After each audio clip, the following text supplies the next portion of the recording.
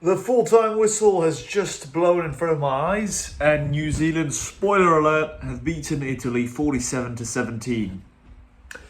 I'm not going to lie, Italy were in the game until the half-time whistle, and they started off extremely strong, a typical Italian try. Let's play the ball, let's give it to Menoncello, let's hurt these guys, and 0-7 after a few minutes. And then I thought, when Italy scored the other penalty, right, and they were basically 10-7 up, I thought, hey, maybe I was just right. Maybe Italy will upset the All Blacks. When I mean upset the All Blacks, I mean finish within 10, I think they weren't going to win this game, but the scoreline is maybe a bit harsh. The All Blacks didn't do the job in the first half, and that's quite worrying. If you're an All Blacks fan, let me know what you think.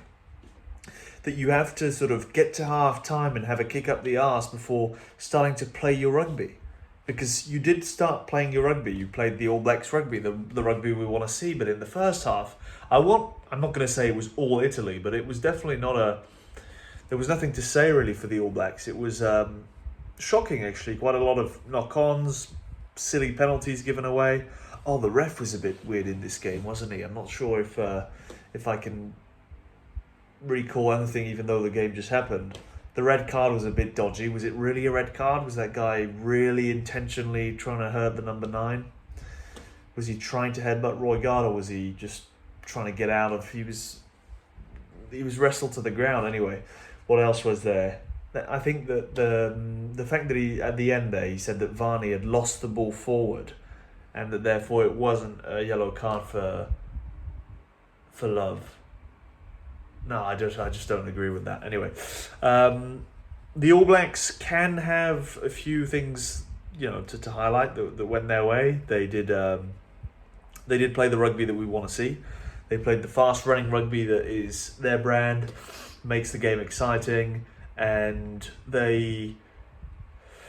apart from that though, I'm leaning more towards sort of the negative for some reason, guys. And look, I'm not an All Black, so I shouldn't maybe.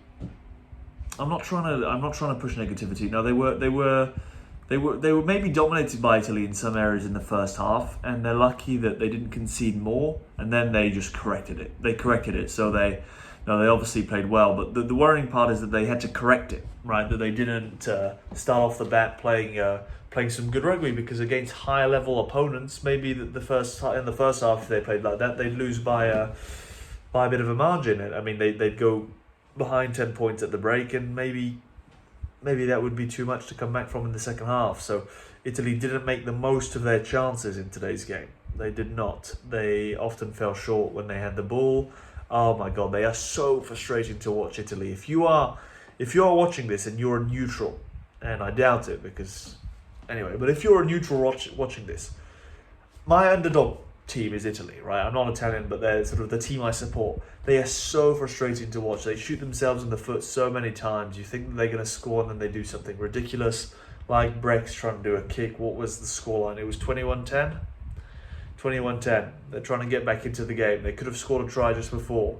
They hold the ball. They don't know what they're doing, so Brex decides to kick the ball away. It hits a New Zealand player's foot, and New Zealand score. Boom. 26-10. And by the way, guys, the match has just finished, and it's 9 a.m. here local time, so maybe you can just tell that I'm a bit tired, but I obviously wanted to watch the game. So yeah, those are my thoughts. Will the All Blacks take this as a sort of a really good win, or just sort of we did the job kind of thing? Will Italy be happy that they played well in the first half? I'd say more so worrying signs for the All Blacks, given their first half, and positive signs for Italy in their first half, and then vice versa, really. The All Blacks played the rugby that they want to play more of, and that they'll learn from in the second half, and Italy will actually literally should start learning from those poor second halves that they've been putting up for even against the Boks last year. They maybe just they let go in the second half, and it's a bit of a shame.